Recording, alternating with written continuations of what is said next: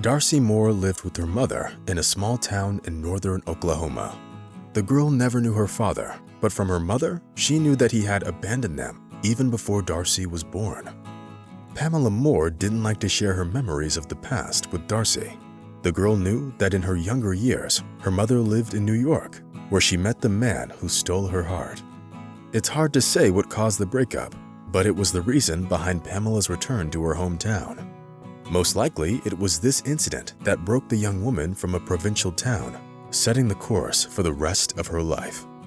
Having given birth to a baby girl, Pamela became an unsociable housewife who gave up on her personal life. Raising her daughter, the woman was strict and never allowed Darcy any liberties. Perhaps Mrs. Moore simply didn't want her daughter to follow in her footsteps and repeat the same mistakes. That is why Darcy could never spend the night at her friend's house or stay out late for a rare date with a boyfriend. And if her daughter did come home after curfew, her mother never failed to start a fight, which always ended in a long monologue about how all men are the same and they dream of only one thing. "But Mom, I'm an adult already," Darcy used to say in such cases, understanding deep down the futility of her attempts to justify herself. "I know what kind of adult you are. Everyone says they're all grown up, and then they make one mistake after another," Mrs. Moore used to answer, trying to convince her daughter that she was right. After such fights, Darcy usually locked herself in her room and, lying in bed, dreamed of how one day she would get to live her life as she saw fit.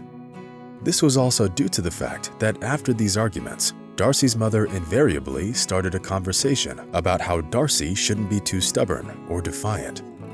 "You should take a closer look at Dylan. He's a good man, reliable. I'm sure he would make a worthy match for you," Mrs. Moore would add. Darcy would only shrug her shoulders in response, unwilling to offend her mother with an awkward word. The fact was that the young woman didn't like Dylan at all. He drove around in his old Cadillac and considered himself a rising star of the local football team. Sure, he had repeatedly tried to get at Darcy, but the woman remained indifferent to the clumsy expressions of his sympathy. Deep down, Mrs. Moore was very worried about this issue. The woman wanted her daughter to always stay in her sight, under her tireless control. Moreover, Mrs. Moore's close friends always pointed out that it was about time for Darcy to get married. "If it goes on like this, she's going to be single until her hair turns gray," said Olivia Harris over a cup of tea in the kitchen. "I know, my friend, I know. But she is so stubborn. She keeps hoping to go to New York. It beckons her like nothing else," Mrs. Moore complained, recalling her own failure in a similar adventure. "Maybe you should let her go? Let her try. She's an adult after all," Olivia noted cautiously. "No, she's too naive for it. She'll get fooled there. Men are very persuasive, but all they want is to get under a woman's skirt," Mrs. Moore said with an emphasis on the last sentence. Unfortunately, the women were too loud talking in the kitchen, and Darcy, who had come home from the store, happened to accidentally listen in on their conversation. The woman's cheeks flushed and tears welled up in her eyes. Darcy was very upset that her mother didn't believe in her and considered her unfit for a life in a big city. The situation was aggravated by the fact that the woman met her friend Laura at the supermarket. Smiling happily, she told Darcy that her father had promised her to take her to New York.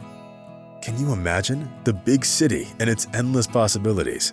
I've already signed up for a course to learn to do manicures. I will get a certificate and I will never be out of work. You can come with me if you want. My parents will be happy about it," Laura suggested. "Thank you. I'd be happy to come. But my mom, she's very strict. There's no way she's going to let me go," Darcy answered, embarrassed, trying not to see the amused expression on her friend's face. "Look, it's up to you. After all, you only get one life. If you change your mind, just come by. We're leaving tomorrow morning," Laura said instead of goodbye and went towards the exit. Of course, Darcy understood that her friend's parents were rich and could afford to move their daughter to New York. But now, having heard her mother's conversation with Mrs. Harris, the woman realized that she couldn't continue living this way. Darcy knew that her mother would never let her go to New York on her own free will. A couple of years ago, the woman had already tried it, but Mrs. Moore immediately started complaining of chest pains and had to be taken to the hospital. It is worth noting that her attending physician was at a complete loss, since Pamela's EKG showed no abnormalities whatsoever. And this could only mean one thing. Darcy's mother pretended to be sick in order to force her to stay home. That time, Mrs. Moore succeeded, but now the desperate woman knew what she was up against, and she wasn't going to miss her chance again. That night, Darcy secretly called her friend and agreed to go with her to New York. Knowing Darcy's situation, Laura asked, "And what about your mom? Hold on, are you going to run away?" Wow, that's something. To be honest, I didn't expect that from you. Leaving Laura's question unanswered, Darcy hung up the phone and started packing. Fortunately, her mother was watching her favorite talk show and didn't hear the sounds coming from her daughter's room. Darcy had enough money for the trip and to settle down in the new place. She worked on the farm all summer and saved a little from each salary. Having waited for her mother to go to bed, the woman took a piece of paper and a pen.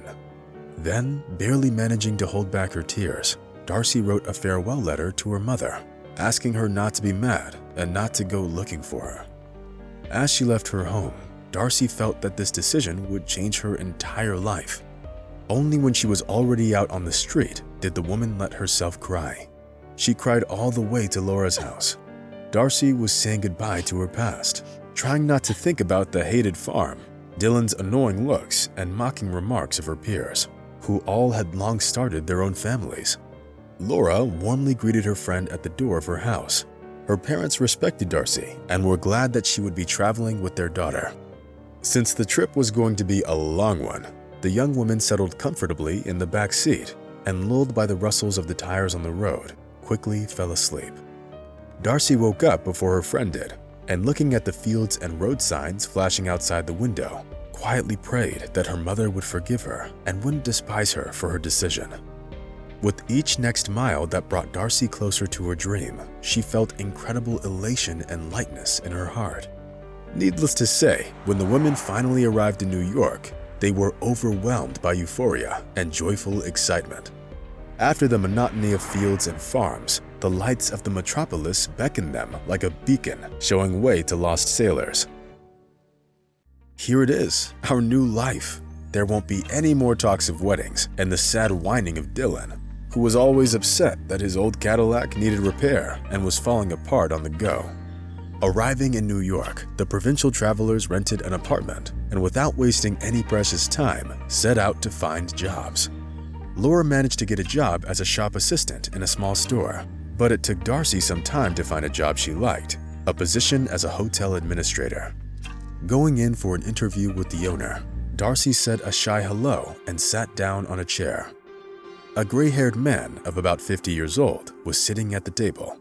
He patiently listened to the woman and, as a whole, was satisfied with their candidacy.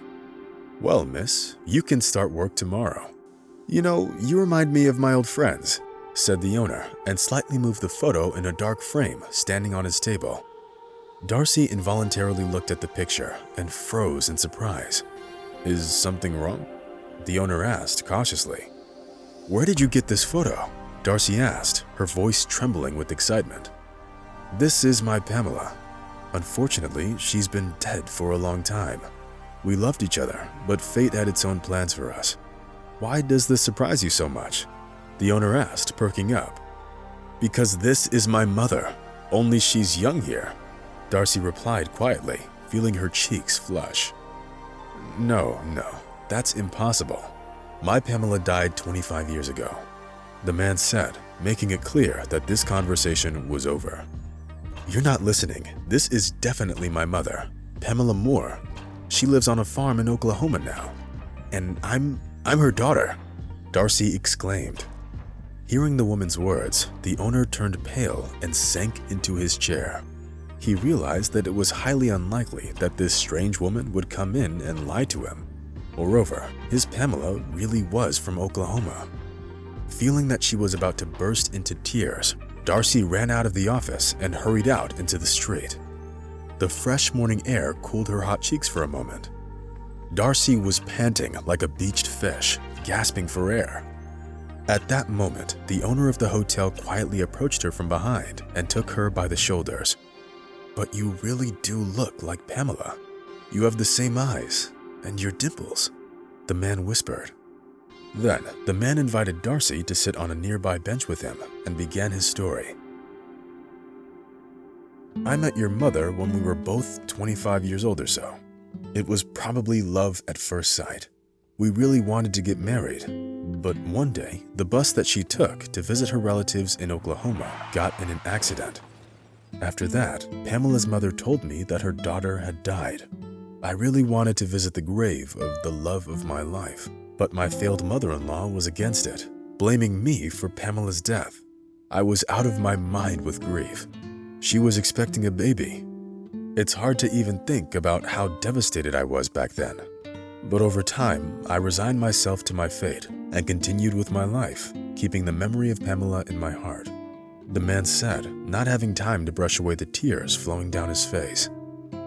"But she's alive, and I'm her daughter, the daughter of Pamela Moore, which means I'm your daughter too," Darcy whispered and hugged her father, whom she'd never seen in her life. As it turned out, Pamela's fiancé's name was Philip Gonzalez. Having lost his bride, the man could never find another soulmate. After 2 failed attempts at marriage and subsequent divorces, the man decided to live the rest of his life alone. And now, having learned that he had a daughter, Mr. Gonzalez was on cloud 9. Moreover, it meant that now he had a heiress, whom he had dreamed of for so many years.